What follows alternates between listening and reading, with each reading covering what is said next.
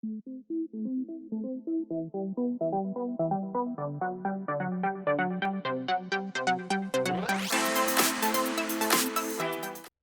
everybody, this is Graeme Anderson, and today I'm going to be looking at Smiles and Daggers.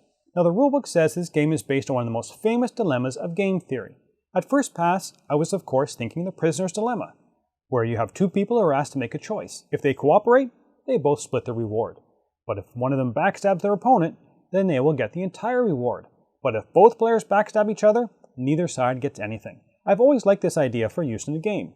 Now this game implements something like the prisoner's dilemma, but not exactly.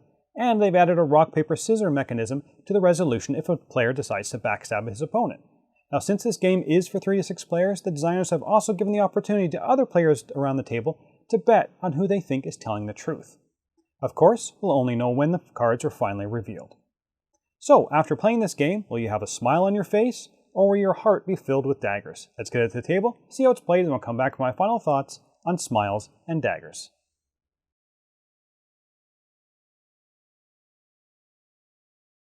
So here we have Smiles and Daggers set up for 4 players. Each player has an identical set of 6 cards of their color. They have 1 lord, 2 ladies, and 3 knights. Each card has a smiles or light side of the card, which represents cooperation with your opponent, and a dagger or dark side, which represents competing against your opponent. The goal of the game is to be the first player to get at least 9 coins. Now first player is randomly chosen, and as the active player, they will choose one other person around the table and issue a challenge. Both players will then get a chance to discuss what they will do. They can threaten or propose to cooperate, and neither player has to abide by any agreements made during this discussion, and of course the discussion is open for all other players to hear. The active players will then play one card from their hand face down on the table so that the short side is pointing to the other player's cards. This means that they're pointing either the light side or the dark side of the card to the other player's active card. Once the active players have played their cards, all the other players have an opportunity to bet on the outcome. If they have a knight in their hand, they can use it for betting. They can bet that one player has either played their light or their dark side by placing their knight pointing to a single card with either the light or the dark side pointing to it. They can say both players have played a light or dark side by placing their knight towards the middle of the 2 cards. Or they can say that each side played differently by placing the card lengthwise with the dark and light side pointing to whichever player they think played which. Of course, the non-active players are not required to bet on the outcome if they are unsure. Once all the betting is done, the active player's cards are flipped face up, making sure not to change their orientation. First thing you do is resolve the bets. Any of the non-active players who did bet must have all of their bet correct. If they did, they receive coins equal to their bet. If they only bet on one of the active players, they would get 1 coin. If they bet on both players, they get 2 coins. But if any part of their bet is wrong, for example, they thought both sides would play light and only one side did, they get no coins at all, and they lose their bet knight card for the rest of the game. Once betting is resolved, and the other players have either collected their coins or lost their card, we resolve the played cards. If either player played their dark side of the card, we check to see if their card eliminates the other card by using a rock, paper, scissors resolution. Lord eliminates lady, lady eliminates knight, and knight eliminates lord. If after this there are any light cards left, they will receive coins based on their rank. Lords get 2 coins, ladies get 1 coin, and knights get no coins. Any eliminated cards, either through betting or dark side elimination, are out of the game. All the players return their cards to their hand and the active player token gets passed to the next player. The game continues until one player has at least 9 coins and no other player has the same or more coins.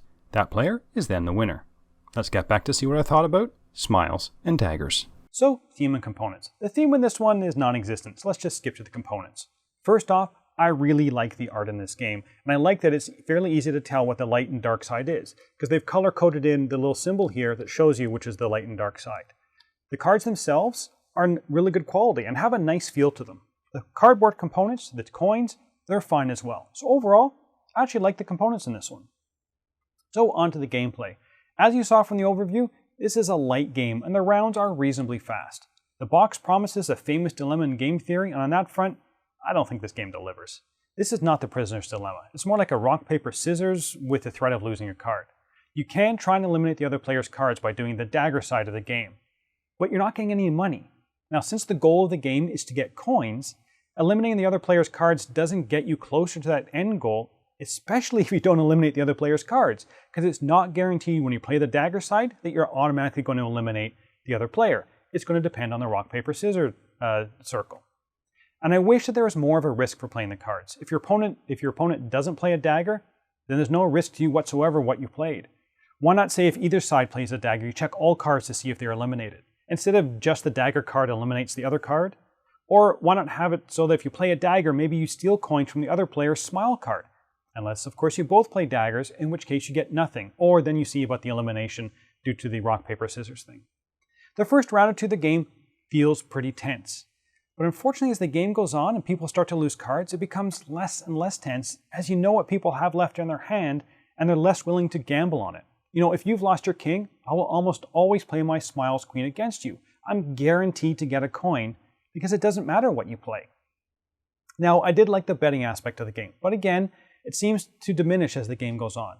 When you have 3 knights, sure, why not bet, even if you have like a little inkling that that might be true, because you might get some coins. But later on in the game, when you're down to 1 knight, you're a lot more cautious and less willing to bet on the game. I also found in the games I played, the game kind of fizzles out. Yes, there's always the second guessing. If you and I are the active players and we're not winning, but Jane needs 1 more coin to win, what are we to do?